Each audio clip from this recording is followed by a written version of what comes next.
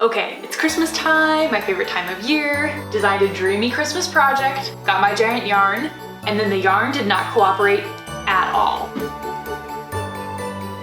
Panic!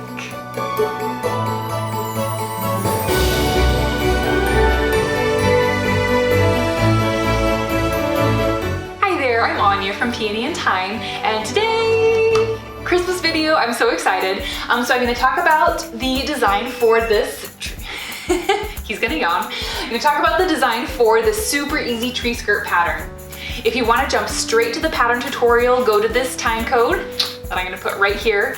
But if you have the time, I did want to mention a few things about this project because there were a few speed bumps along the way, and I wanted to share what I found out with you. Okay, so my husband, the brilliant guy that he is, came up with the idea for doing a tree skirt. I thought it was a super fun idea. I had some yarn hanging around, so I just whipped up a mock-up. It was so easy, fun, it looked fabulous. You couldn't even tell that there were increases in the pattern. And I was like, well, hey, I just nailed this.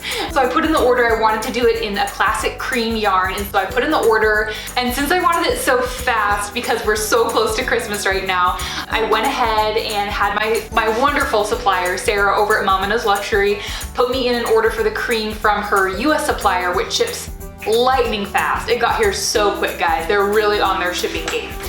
But it tends to be just not quite as dreamy and wonderful as the stuff that takes a little bit longer that comes from her Canadian supplier. So bad on me. I should know this by now. I was in a hurry and I just wanted it fast. So I went ahead and went with the quick stuff. Anyhow, so I got here, I knitted it up in the tutorial, got done with it, and was like, oh my gosh, I am not happy at all with how this looks. So I took a brief moment or two to panic. Okay, are you just gonna, I think he's just gonna stay in the shot. Because as you know, when you order giant yarn, it is a significant monetary investment. So you really, really want it to come out just looking fantastic and super luxurious.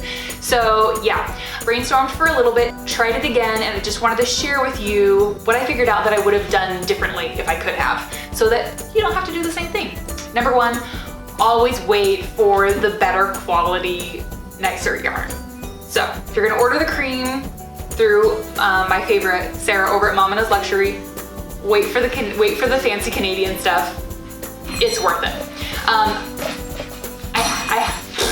However, all of the dyed yarn, like for this project here, that I have ordered through her from the US facility has been great. And that was where the purple stuff was from. Okay, so yeah, so I would either do this in a dyed yarn from the US plant or wait for the Canadian cream. So, but since I had like all of this cream for this project, what I did to problem solve, because I was definitely still gonna use it anyway, was I changed the style of the increase that I was doing so it didn't pull as much on the stitches on either side, and I ended up knitting it on my arm. I took it apart and then re-knit it, using my arm kind of as needles to make sure that the stitches were just really, really consistent. And I'll show you, in the tutorial, I show you what I normally do for blankets and what normally works just fine unless you have yarn that's just feeling like a little finicky, like this was. But I will show you real quickly in the tutorial how to do it on your arm like I did, and then also I'll show you the type of increase that I switched to that just doesn't tend to pull quite as much. Yeah, and that's about it. I'm really happy with how it turned out, even though it was a little bit of an adventure. Sorry for always giving you way more information than anybody ever wants, but I figure when you're dealing with something that is a just for fun luxury thing, you want to know all the info before dropping the money. Okay, let's get right to it. Thanks so much for joining.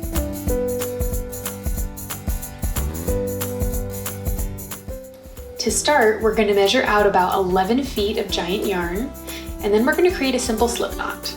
So just twist the yarn, reach through that loop, grab the live yarn, let the yarn go into your yarn ball, gently pull it through, then just gently snug it down until you can comfortably slip it over your hand onto your wrist like this. And then we're just going to continue that process. Twist, reach through that loop, grab the live yarn, gently pull it through, slip it over your hand, and then just gently snug it down until it fits comfortably on your arm. Twist, reach through, grab the live yarn, And then we'll just continue this process until we have 22 stitches cast on total. Now, probably not all 22 of these stitches are gonna fit on your arm at once. That's okay. Just go ahead and fit as many on your arm as you can. Then you can just slip those off and then start again, just kind of doing it in chunks. All right, make sure your stitches aren't twisted. And then I'm just gonna flip this around because as a knitter, I do like to start working right to left. All right, so we'll grab your first stitch.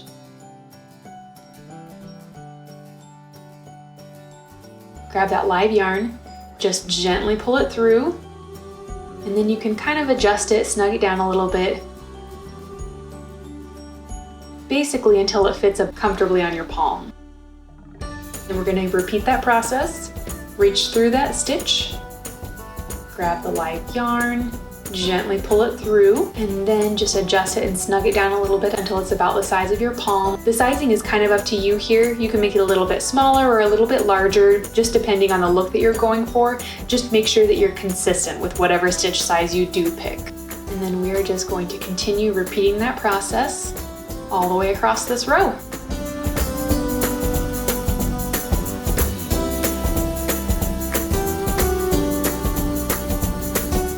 All right, quick break from the pattern here. Like I mentioned in the intro, this particular batch of yarn was really finicky, and I want to show you how I knit this on my arm just so I could have a little more control over the consistency of the stitch size.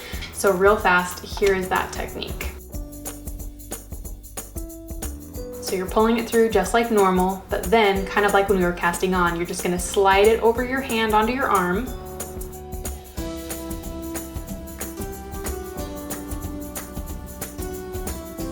And obviously when dealing with this many stitches, you can't fit all the stitches on your arm, and that's okay. Again, just like with casting on, you'll fit as many as you can on your arm and then take them off like this, and then just do the project in chunks.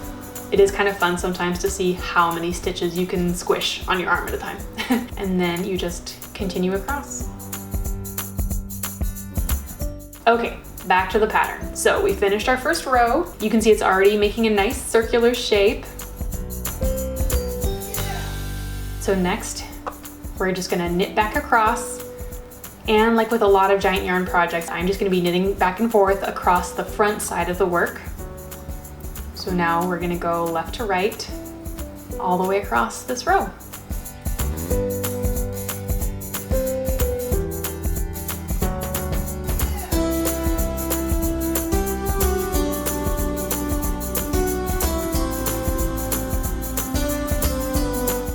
All right, so now we've done 2 rows. Now it's time to do the increase. And then again, I'm going to show you 2 methods to do this increase. So we are going to knit 3 stitches just like normal.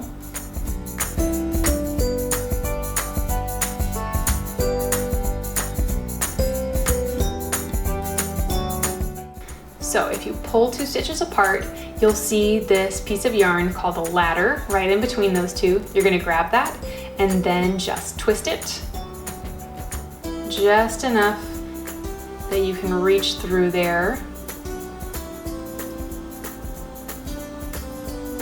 Grab the giant yarn, gently pull it through. You're not wanting to pull it enough that you're creating another stitch. You're just wanting to pull it open enough that you can squeeze your giant yarn through. So for here, I pulled it a little bit larger just because I was trying to show you the concept. But yeah, just pull it just large enough that you can squeeze the yarn through. All right, and then we're gonna knit 3 more stitches again. And then increase 1 stitch. So again, kind of pull those 2 stitches apart, grab the yarn ladder, twist, just enough that you can squeeze your fingers through to grab the yarn. Pull that yarn through gently, adjust it so it's a good size.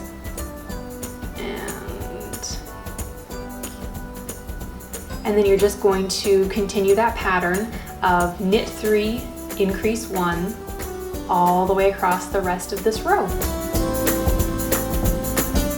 But real fast, I'm going to show you that other increase technique.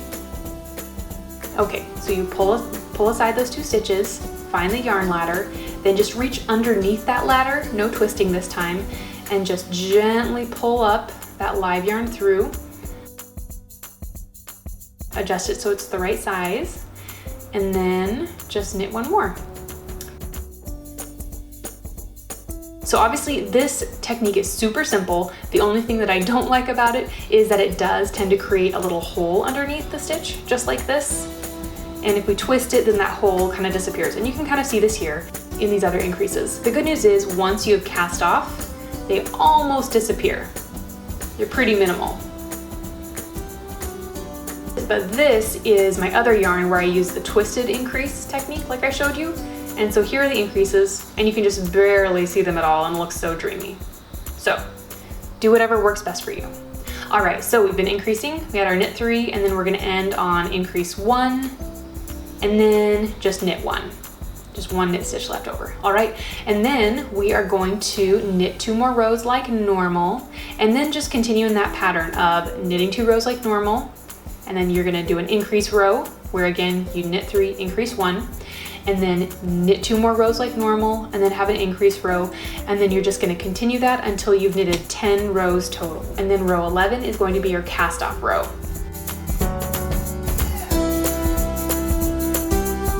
Okay, so here is row 11, our cast off row. I went ahead and made all of these stitches a little taller. You can see they are about 5 inches tall. Again, for cast off, you have a couple of options. You can do just a normal cast off, where you just grab 1 stitch, and then pop it over the next stitch, and then just continue doing that all the way across your project. Now for this one, I didn't love that look. I felt like it was a little bit bulky. So what I ended up doing instead was just taking the stitch, giving it 1 twist, and then popping it over that second loop.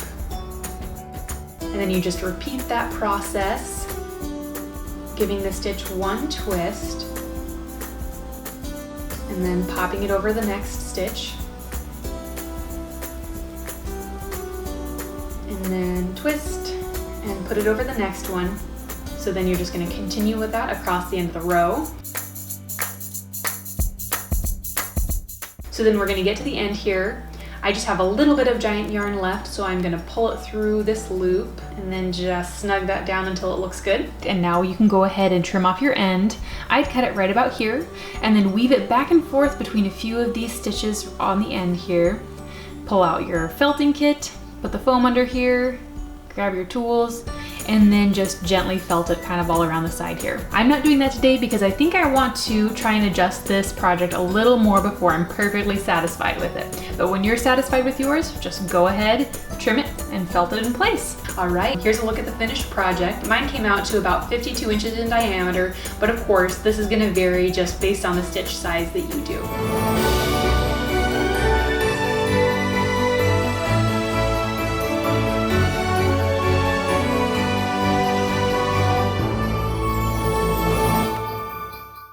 Thanks so much for watching. I hope that was fun and helpful. As always, if you have any questions, feel free to just send me a message. I'd love it if you wanted to subscribe to my channel and maybe like this video. And if you end up making your own tree skirt, I would love to see a photo. Find me on Instagram over at Peony and Time and tag me. That would be awesome. All right, thanks so much for joining. We'll see you next time. Merry Christmas.